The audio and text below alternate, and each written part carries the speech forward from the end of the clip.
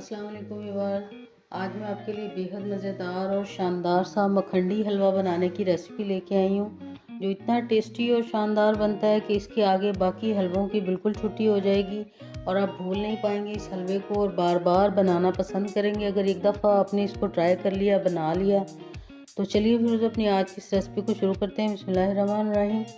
और viewers, recipe शुरू करने से पहले आपसे मेरी रिक्वेस्ट है कि अगर आप मेरी वीडियो को देख रहे हैं और इस हलवे को आप इंजॉय करना चाहते हैं तो फिर वीडियो को एंड तक ज़रूर देखिएगा, क्योंकि अगर छोटे छोटे टिप में से कोई भी टिप मिस हो जाए तो फिर रेसिपी भी ख़राब हो सकती है। तो चलिए व्यूअर्स, अपनी आज की इस रेसिपी को, इस मखंडी हलवे को बनाना शुरू करते हैं। बिस्मिल्लाहिर्रहमानिर्रहीम।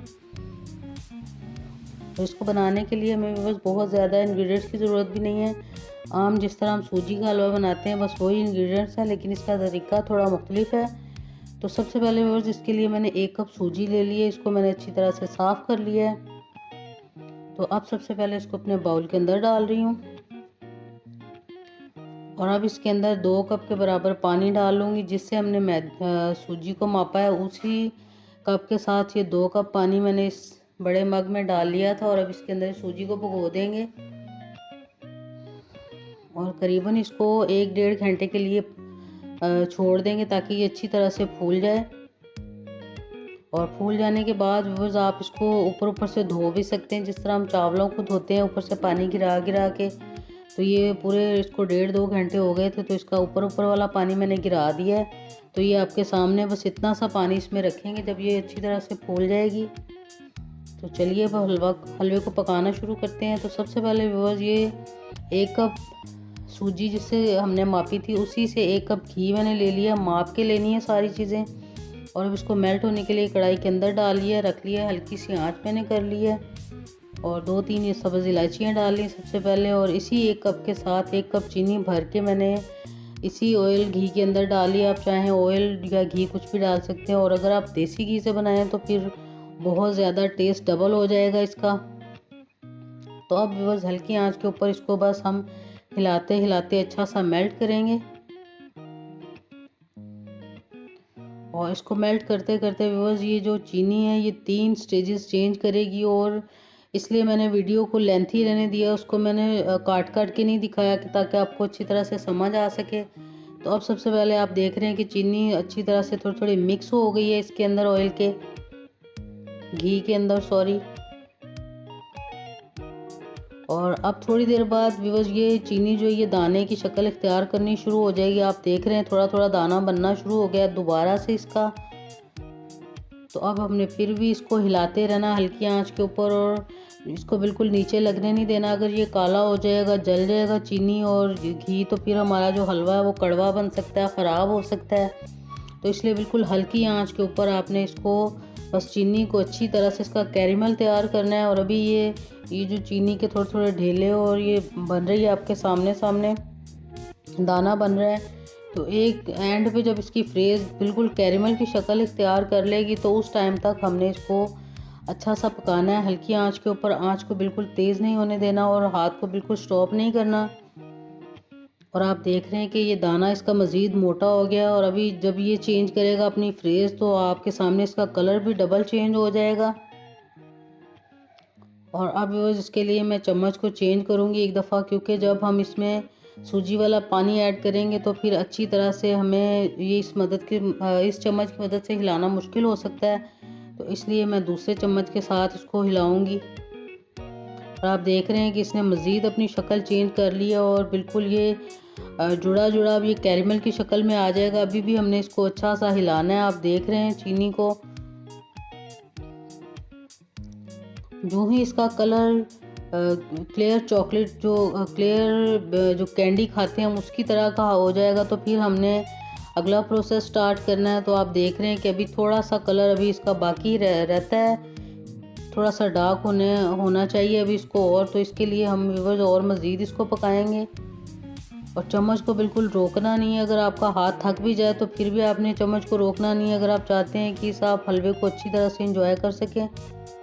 तो अब आप देख रहे हैं कि बस ये कलर होने को करीब 1-2 मिनट के लिए बस इसको मज़ीद और पकाएंगे। तो अब बस ये इसका कलर अच्छा सा आ गया था। तो अब मैंने चूल्हे की फ्लेम को बंद करके तो फिर इसके अंदर ये जो सूजी हमने भिगो के रखी हुई थी इसको डाली और साथ ही बड़ा चम्मच मैंने ले लिया है ताकि हाथों के ऊपर उछल के आए नहीं। और चूल्हे की फ्लेम को बिल्कुल बंद करके एक दफ़ा इसको मिक्स कर रही हूँ, हिला रही हूँ, तो एकदम से ये ढेले से बन जाएंगे। क्योंकि जो चीनी थी ये कैरेमल था इसका, तो ये कैरेमल के ढेले बन गए। लेकिन आपने बिल्कुल परेशान नहीं होना, ये अच्छी तरह से खुद ही डिज़ोल्व हो जाएंगे हिलाते हिलाते। और अब एक दफ़ा फिर से मैंने चूल्हे की आंच जला ली है, थोड़ा सा हल्की आंच के ऊपर मैं इसको फिर से पकाना शुरू कर रही हूँ। सूजी डालते वक्त अगर आप एहतियात से चूल्हा जलाते हुए भी डालें तो डाल सकते हैं, वरना चूल्हा बंद करके भी डालेंगे तो हलवा आपका बिल्कुल ख़राब नहीं होगा।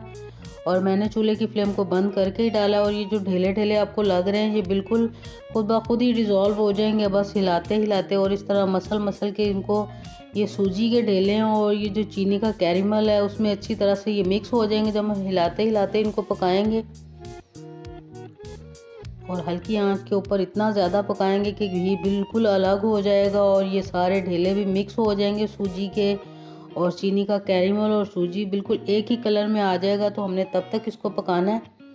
अगर आपको लगे कि ये ढेले आपके हिलाने से नहीं हो रहे हल, तो आप इस दोनों चम्मच की मदद से अच्छी तरह से मसल मसल के इनको मिक्स कर सकते हैं अपने हलवे के अंदर। अभी से बहुत ज़बरदस्त सी खुशबू आ रही है इलायची जो हमने डाली है इसके अंदर।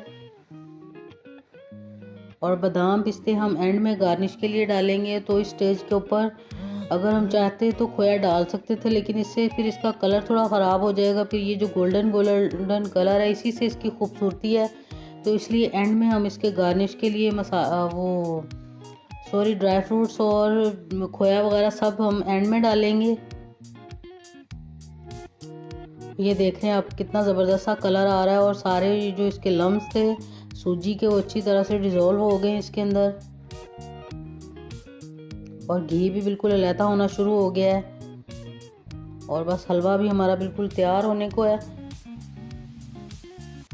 तकरीबन सारे इसके जो सूजी के ढेले थे बिल्कुल ख़त्म हो गए हैं। आपको मैं दिखाती हूँ कितना ज़बरदस्त सा कलर आया और खुशबू भी बहुत ज़्यादा टेस्टी आ रही है। तो अब बस चूल्हे की फ्लेम को मैं बंद कर दूँगी और आप देख सकते हैं कि कितना ज़बरदस्त सा घी बिल्कुल अलग हो गया और सूजी का मखंडी हलवा हमारा बिल्कुल तैयार हो गया है। तो अब चूल्हे की फ्लेम को मैं बंद कर रही हूँ और ये देख सकते हैं कि कैसे देख के मुंह में पानी आ रहा है। तो बस अब मैं इसको डिश आउट कर लूँगी अपने बाउल के अंदर।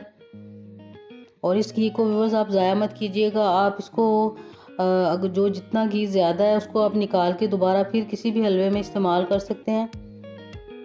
और बस अब मैं इसको डिश आउट कर रही हूँ और ज़बरदस्त सा मखंडी हलवा मैंने अपने छोटे से बाउल के अंदर डिश आउट कर लिया। और थोड़े से बादाम पिस्ते के साथ इसकी गार्निश कर लेंगे।